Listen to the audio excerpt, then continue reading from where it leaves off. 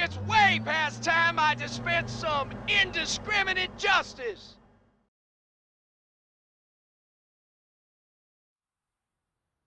G'day guys, Duckville here. We're going to have a look at a replay from the Korean ladder. This one, you're going to sort of, trick you guys out though. This is actually between Jokersz with a Z on the end, just to be cool, as you do when you, when you're 13 to 16 years of age, you put a Z on the end of things. Is our Zerg player in the red up here at the 12 o'clock position on Metalopolis. His opponent down here, whilst, as I said, going to trick you up here, is on the Korean server. This name is in Korean, but the player is actually Australian. He's down from my humble little island down here in the southern hemisphere. This is Docs AU, good friend of mine on Twitter. If you want to see him or speak to him, just make sure you at Docs_AU on Twitter, and you can have a chat to him about this particular game or something else you would like about anything in general, of course, Twitter being the fun medium that it is. Now, as I mentioned, this is going to be from the Korean server, so some interesting things may indeed happen. Having a quick look here, this is going to be a replay where we're going to have a look at some really little things, just to actually see some sort of higher level things. This is from around about diamond on the Korean server, so this is actually pretty high for most of the other servers. Docs, I'm not sure how much Docs actually plays, but as you can see there, he set that SCV out just to see if an overlord was coming from this side, because when you're scouting as a Zerg, as you can see from this particular overlord here, actually follows a path that comes straight down here, and if you can actually spot that overlord pretty quickly, you'll know exactly where your Zerg opponent is straight away. Now, as we saw from this SCV, came across straight away, so he knows now that it is pretty quick ground distance. The sort of land traverse across this freeway here, going up, is actually quite short for any sort of marine pressure which can happen on this particular map, which is very common on this map. Now, Rax has been done. It is only one Rax, so we're not going to see any of that marine pressure I mentioned, but we, if I remember correctly from what Docs actually mentioned about this game, we will see something a little bit different, and if I remember correctly, it's actually something which I have not seen in a Terran vs Zerg for a long time. So we'll get to that shortly. The Jokersz drone just coming along, providing a little bit of annoyance there at the front of the base of Docs.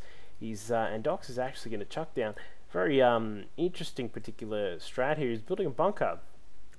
Benefits of the bunker. Let's think about this, because compared to what people normally do, you chuck down an engineering bay. Engineering bay number one actually costs a little bit more, if I remember correctly. It's 125, yes it is, as opposed to a bunker which is 100. Number two, you can actually sell the bunker for full price return, take that back to Kmart and actually get your full refund. As you can see here, doing a nice job of that. Probably would have waited just a tiny little bit longer just to make sure that this guy wasn't expanding too quickly, but as we can see, Docs is now scouted inside. Let's have a look at his view to see what he has scouted. Of course, he's seeing that the lair is there. Zergling's coming along, finishing off that SCV, and that one has now been destroyed. Now, what does Jokersz know, you ask? Well, let's see. He's got some overlords around the map, just sending this first overlord. This is the one that started off, has now finally come along to probably the end of its journey, which will be around about this sort of position, just to make sure that you can watch if any drops are coming out of the Terran base. And as we can see here, Jokersz is actually just checking out what is happening inside the Terran base, rather. And he has seen, of course, that there is the racks here. He's got the standard sort of wall in with the two supply depots, and nothing too fancy that he can see. So he's probably going to need to sacrifice an overlord pretty quickly. Probably be this unfortunate fellow who has been around for 1,000 years while he's trawled his way around the map. But he really needs to get inside to actually see what is going on. Now, as we can see, I did mention that this is a little bit of a different build, which I haven't seen for a long time. This is the very quick armory, so we're probably going to see a Thor in a second. We got two Hellions on the way. This looks to be the Thor Hellion build with perhaps some Marauders. No, there's not going to be any Marauders because there's no Tech Lab, of course.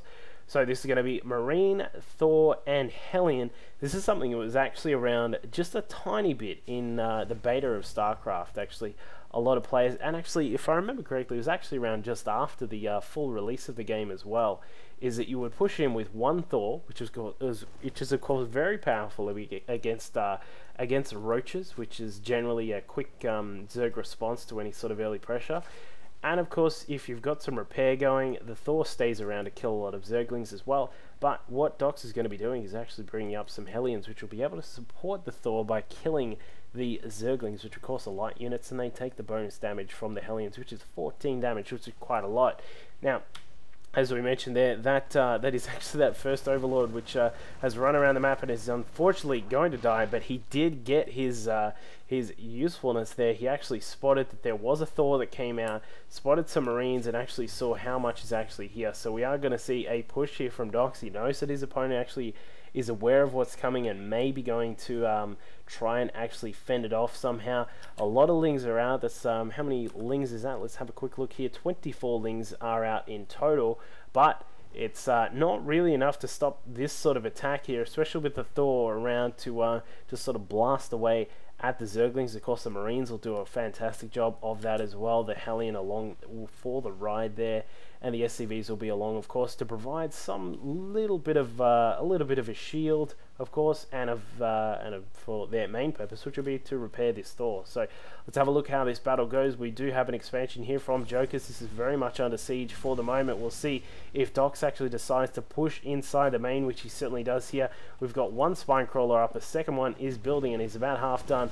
Thor starting to blast away with those heavy cannons against the spine crawler, and it goes down in quick time. The Queen going down, the Zerglings trying to do what they can. They are poking away at everything here. The Emu, of course, is taking some pokes at the Marines, gets rid of a couple of them, and the Thor is now under attack from the spine crawler. It's going to probably go down. There it goes. The Thor still alive here, taking some shots at the infestors. This was a very quick infestor den here, infestation pit rather. I'm not too good with my Zerg names, but the Thor brilliantly moving into position actually beside the edge of the cliff here, along the edge of the infestation pit, reducing the amount of sort of area that the Zerglings actually have to attack this Thor, of course, along with the SCVs blocking the Thor, able to actually keep this Thor alive for a very, very long time, destroying a lot of those units here. If we have a quick look at the units lost tab, we actually have 53 in total, 1900 resources to the comparative low amount of 21 for Dox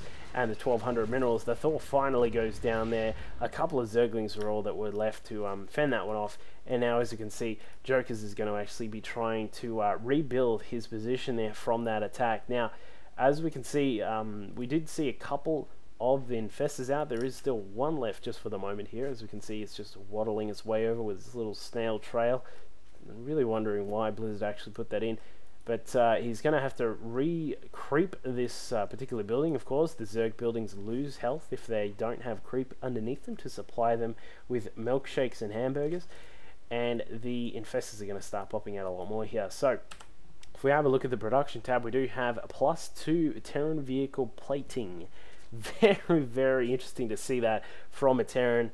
Especially when you're doing this sort of build, is to get that bonus armor. Of course, it will actually stop a lot of the damage coming through from Zerglings and the like. Of course, probably Dox is actually just ready for Mutalisks, of course, because Mutalisks are generally the prime sort of form of harassment for Zerg against Terran in this sort of matchup, especially in these positions. It's actually pretty good to use them just to fly them around the map and just to see what you can catch out. But the problem for Dox at the moment is that, do we have it on the way? It's not on the way just yet. Very surprising. But he's going to scan away here. Beautiful use of scan there to actually scan on top of that ridge here, and he's probably going to take out the infestation pit here.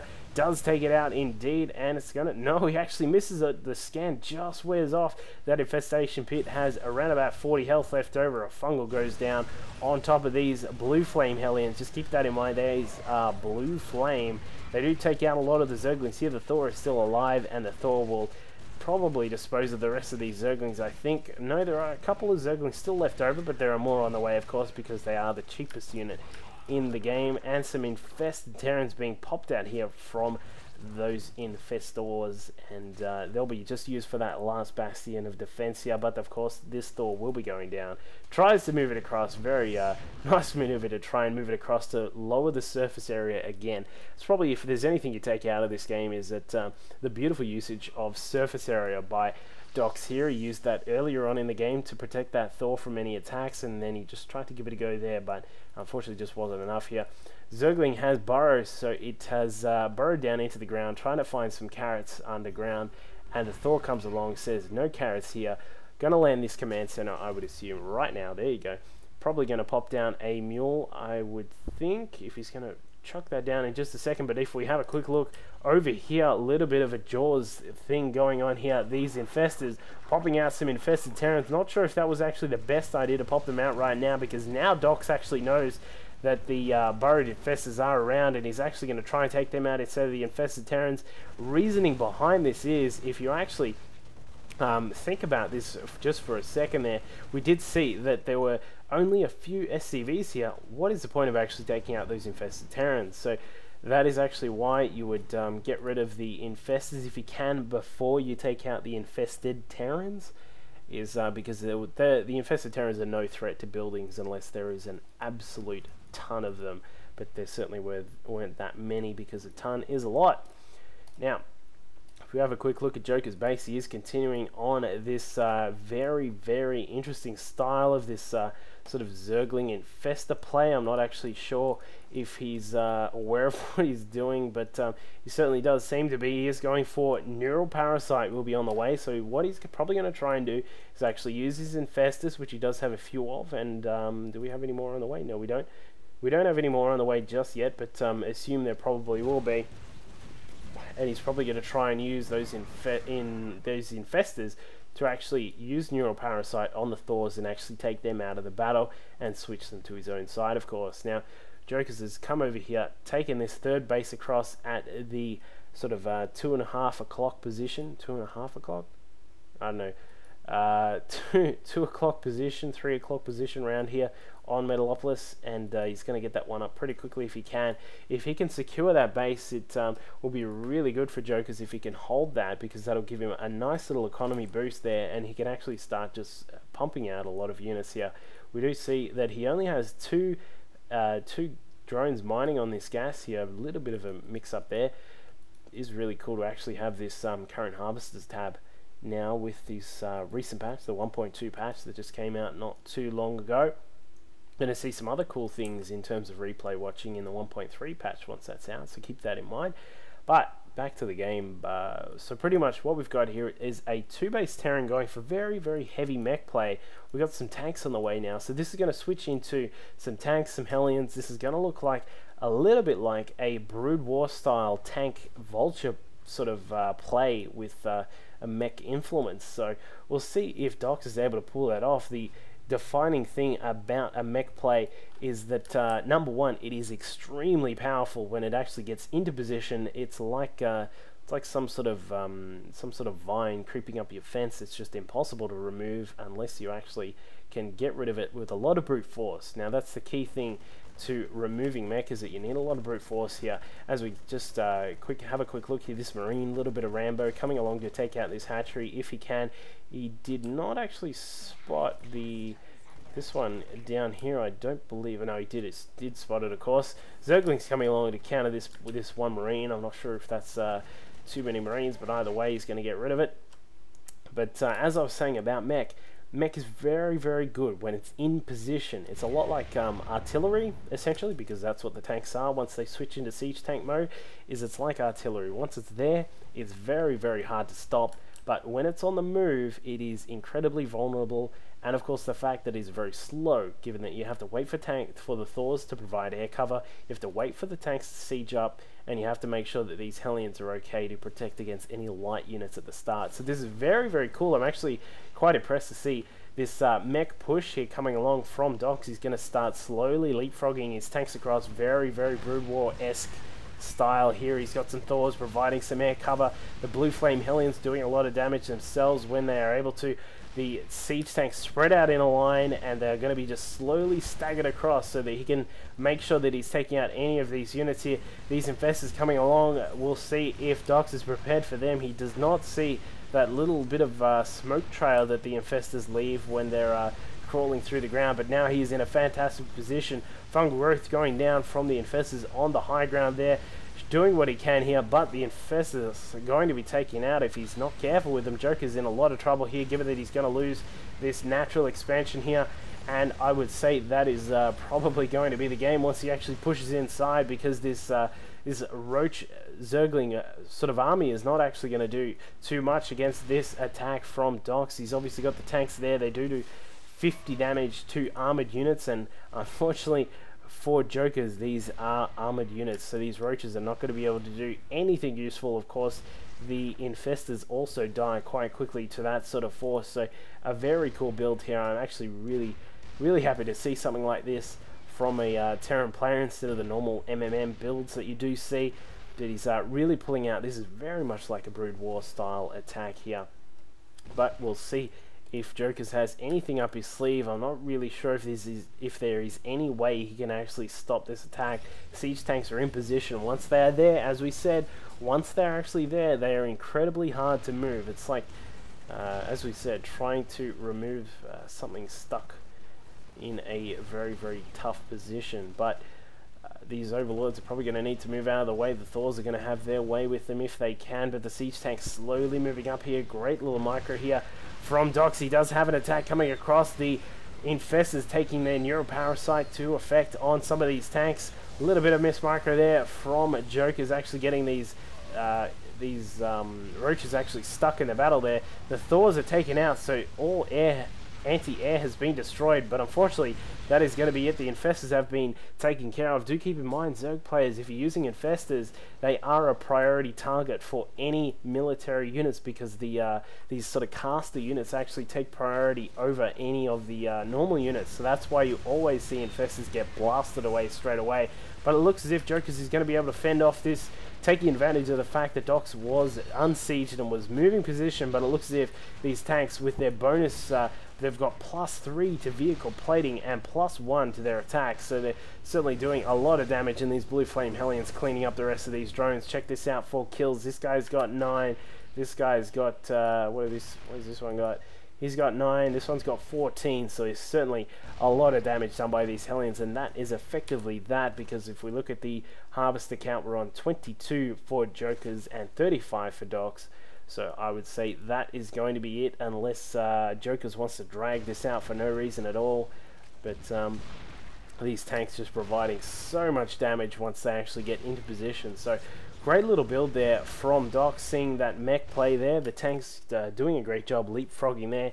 If you're not sure what I meant by very Brood War style, have a look at any sort of game between a Protoss and a Protoss and a Terran in Brood War. Have a look at something like, you know, just anything between Bisu and Fantasy. If you have a quick look on YouTube, have a look at the mech play, and you'll see how this was very much like that, in the terms that there was tanks leapfrogging along, you got Hellions protecting the tanks from light units, and it is very much Brood War style. So I'd really love to see that sort of play. If you actually have anything like that you've used against Zerg, or if you've even used it against Protoss, much like Jinro did against MC in the GSL Season 3, or is it 4? 3's in Season 3? I don't know.